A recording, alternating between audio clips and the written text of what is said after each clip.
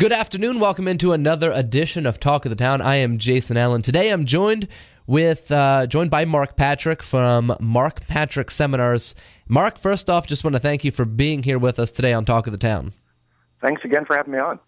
Well, let's remind everybody, Mark Patrick Seminars coming to the Royal Inn Tuesday, March 15th. You guys have two seminars. You have a weight loss seminar from 5:30 to 7:30, and then there's a stop smoking seminar right after that from 8 until 10. Did I get all that right? I believe so, yes. All right. Mark, you guys have a big platform. You do seminars all across America. How did all this get started? Well, I think I started using self-hypnosis when I was 16 years old, well before I ever hypnotized anybody. I was a troubled teenager going down the wrong path, and I learned about self-hypnosis and how that changes your image of yourself. And when you change your image, that makes you attract behaviors automatically and repel behaviors you don't want automatically. Instead of having to think about what you have to do all the time or use willpower for something, it just causes it to happen automatically. So I kind of used it in the beginning for myself. Why do you think it's so hard for us to change our image just by ourselves? We can't just wake up one day and decide that? Well, you can. There's three ways you could change your image. You could change it consciously through doing repetition over and over and over and over and over again. Enough attaboys or attagirls, eventually something sticks in your subconscious mind. The number one way to change your image is through a life-changing epiphany moment. As a matter of fact, when it comes to smoking, the number one method to stop smoking is actually a heart attack survivor. So sometimes a real painful experience can shift somebody's image of themselves and get them kind of subconsciously motivated. It's kind of reactive instead of proactive, so I'm not a big fan of that because you got to sit around and wait for something bad to happen. And the third way is through hypnosis, visualization, and what happens is this. A lot of people don't know this, but our subconscious mind, we can't see it, but what it does is it runs our life automatically. Every time we breathe, every time our heart beat, every time our eyes blink, that is controlled through our central nervous system, and our subconscious mind is telling our body to do all those functions automatically. So it kind of works with the hypnosis or visualization side. When you have an image of yourself doing things properly, subconsciously, again, they become automatic. Mark, I don't know if you've heard about it. There's a new product that is on the market. It's basically like a shock watch. So every time you do something that you don't want to do, you can shock yourself, or sometimes it might automatically shock you depending on the situation. Is that sort of the same type of thing that's going on there? No, but I did hear about that product, and I think I saw it advertised online somewhere. And here's what they're doing: is they're basically associating a painful experience towards something you don't want to do. And obviously, you know, I could date myself growing up back in the 60s. They did all that kind of electric shock therapy and pain therapy for people with depression and all these different behaviors. What they found out later is that isn't as effective as they would like it to be. There's a certain percentage of people that will respond to negative imagery or what is called aversion therapy. It's a very small percentage of people that respond or need it. What tends to work the best is your subconscious takes you towards pleasurable, positive images, and it wants to avoid painful images as much as possible. So what happens is if you focus more on the positive imagery, your subconscious mind tends to want to gravitate towards that a lot more than kind of an approach avoidance or a painful experience. So, you know, there's always a new way to package something up, but I'm not a big fan of the pain association that you might create to something as slight as it may be. Interesting. And your hypnosis, of course, is completely pain-free. Oh, yeah, absolutely. It's the most pleasurable thing you can imagine yourself experiencing. And a lot of people think that hypnosis makes them bark and cluck and do things against their will. It's the exact opposite. What hypnosis does is it makes you subconsciously do the things automatically that you want to do consciously. See, when we use our conscious part of our brain, we're now using what's called willpower. And everybody's been on diets. Everybody's tried to stop smoking in the past, and they go out there and make a conscious decision to do healthy changes. And they always go back to the old behaviors and patterns. A habit is 1,000 times, somewhere in that neighborhood, more powerful than using willpower. So that's what hypnosis does. It allows you to tap into that source of where the power exists, as crazy as kind of as deep as that gets, your subconscious definitely dictates your behaviors. How long have you been doing these seminars? Well, last month I entered my 20th year of doing these programs. Wow, congratulations. That's a lifetime of work. Yeah, it's pretty crazy. I mean, it's been an amazing, amazing experience. First of all, I've been everywhere in the country, every small town, every large town all over the country. So I've got to meet some great people. I have relationships all over the place. But the best part is this, is even after doing this for 20 years, it never, ever, ever gets old when somebody comes to your seminar or they email you or they call your office and they say, you know what, I smoked for 35 years and I stopped. You saved my life. And I don't take credit for that because, you know what, it's a two-part thing. The person coming in the door wants to live a healthier lifestyle, and we just show them how to make that path a little bit simpler. So without, I guess, revealing too much, how exactly does the hypnosis work? Well, first and foremost, let's explain the perception, barking and clucking, and being out of control. We are actually in full control and incredibly relaxed during hypnosis. And we actually go into hypnosis. A lot of people don't realize it because they don't call it hypnosis, but we go into hypnosis every single day of our life. The easiest way to hypnotize yourself is highway hypnosis. You get on the highway, you drive for a long distance on the PA Turnpike or 80, and all of a sudden you zone out, you don't remember the last 30, 40, 50 miles went by like a blink of the eyes, and you weren't even concentrating on the road. Highway hypnosis. Before we go to bed, we go into hypnosis state. It's called an alpha state of brain activity. That's kind of right before you fall asleep where your mind kind of drifts and wanders off. That's actually classified as a highly suggestible state. We're in that state in the morning. So the best time to actually hypnotize yourself, the best time to tell yourself good, positive information is right in the morning when you first wake up and right before you go to bed at night. Interesting. Now, are there different types of hypnosis? Like, is driving hypnosis different from the hypnosis that you guys do, or how's that work? It's a little bit different. What we do is we use a very simple, very effective, progressive relaxation technique and a visualization process to get people relaxed. And the great thing with relaxation is some people are high-strung. You only need to relax to the best of your ability during hypnosis. So as long as you get nice and relaxed, you come in with a nice, open, suggestible mind, meaning this: you want to live a healthier lifestyle.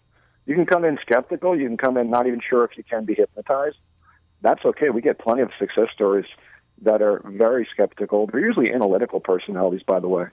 Sometimes if you're analytical, your conscious part of your brain overanalyzes information at a very rapid pace. So a teacher could be highly analytical. Somebody who is in law enforcement, their brain is trained to analyze information situations all the time. They're actually some of our best case studies and our best success stories. We actually teach all different personalities during our sessions how to get a good hypnosis session so they can get some results. Now, do you use the same technique for both the smoking and weight loss seminar, just with minor tweaks depending on what you're trying to have them do? It's a little bit different. Both of those work on the subconscious image of yourself. Imagine this. Under weight loss hypnosis, you do this. You come out of hypnosis, you have an image of yourself 6 months from the date of our seminars, a slimmer, healthier person, now anchored into your subconscious mind. So here's what happens. Your subconscious mind now starts attracting all the habits in line with that image. So instead of going to a buffet and overeating, if your subconscious image of yourself as a healthier person, imagine just walking into a buffet, eating a small amount of food, filling up quickly, and imagine an example of just craving only healthy foods, not even wanting to eat bad foods at what would be considered the probably worst thing to do to go to a buffet because we tend to overeat. And if you did something simple like that, and you didn't have to think about it, how easy would it be to lose weight? And that's one of the things we focus on during the weight seminar. With the smoking, it's a little different. Smokers, if you're listening to this right now, this interview, you love to smoke even though you know it's killing you. You know that. I know that. We do not focus on the negativity of starting smoking. What we focus on under hypnosis is we're going to do two things. The first thing was we're going to do this. We're going to break all the scenes that you smoke during the day right now, that cup of coffee and a cigarette, that break, that walking out of a building, that driving and smoking, stressful situation, finishing a meal, whatever the scenes may be. We're going to interrupt those patterns, break those connections. And then the other thing we're going to do, the second part is this, is under hypnosis, we're going to change your image from that of a smoker who attracts smoker behaviors automatically to that of a non-smoker who attracts non-smoker behaviors automatically.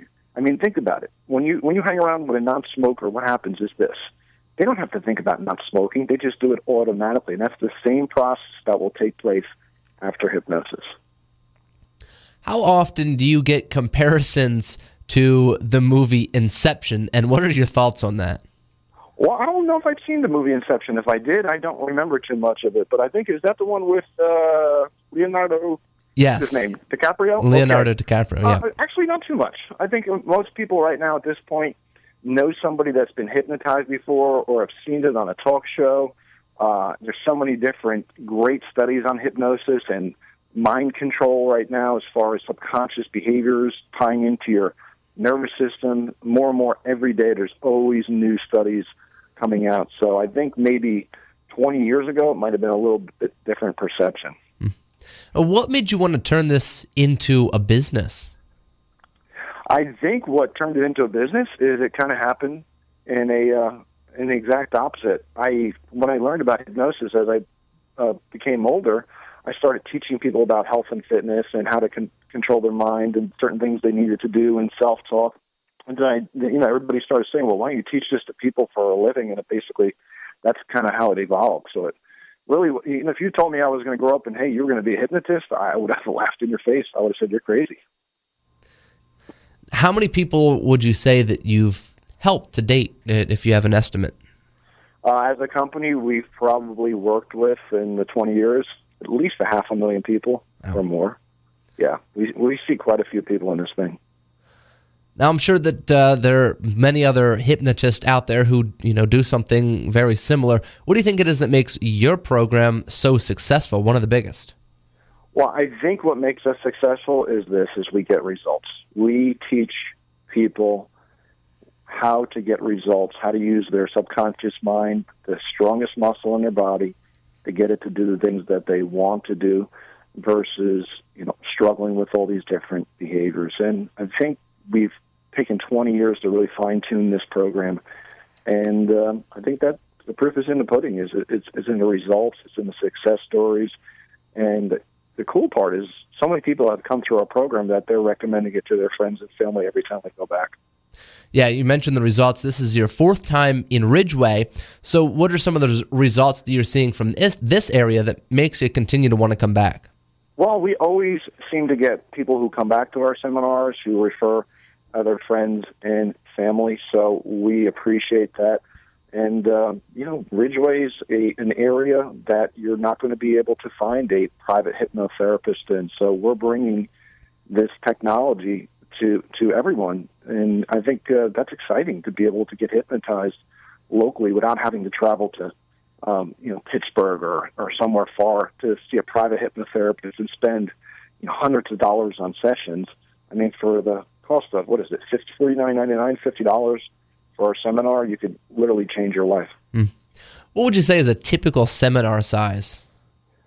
It varies. I mean, we've had seminars. We do seminars, whether it's 2-3 people or 200-300 people.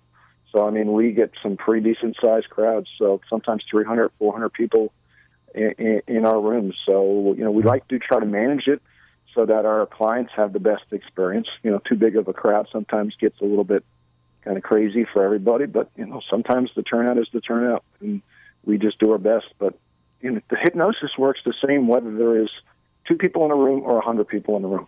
That's the great part. Yeah. Do you have any standout stories? Maybe someone's emailed you, called you, something that just really sticks out in your mind as to why this is so important to make as a life-changing, a lifestyle change? Well, we had a great story not too long ago. A doctor in Syracuse, actually Auburn. He had a office in Auburn and Syracuse, and he basically was unmotivated and had all these different medications he was taking, and he was came to our program. It was a cold, snowy night in January.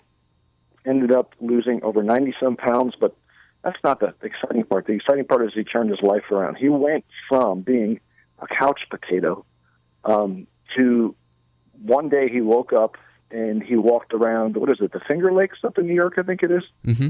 And he walked around that, which was 33 miles. He woke up one day 5:30 and walked around all day long and decided that was going to be one of his challenges to himself, to go from being completely out of shape to doing something like that in less than 6 months.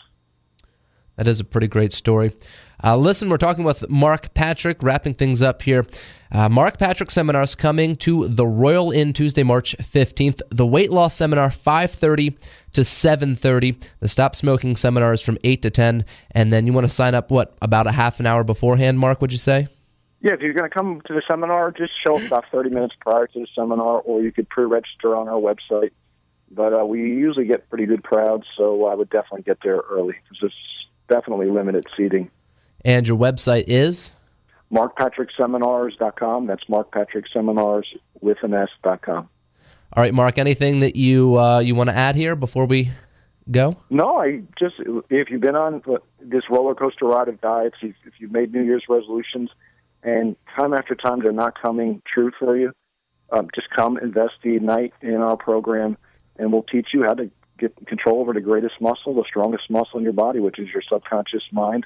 The habits you create are not only going to be beneficial to you, but everybody who has children and grandchildren in this country. They are struggling with so much issues and stress more than ever before because of social media and fast foods and everything else. They're going to follow in our footsteps, and they're rooting us on. So they're wanting us to succeed. So that's going to be an incredibly uplifting process when you do this. All right, Mark. Sounds good. And maybe next time we'll talk, we can discuss Inception a little more. Maybe you can go watch it again. That sounds great. I'll make sure I watch it before we speak again. All right, Mark. We will see you here at the Royal Inn on March 15th. Thanks for having me on. All right. Bye-bye.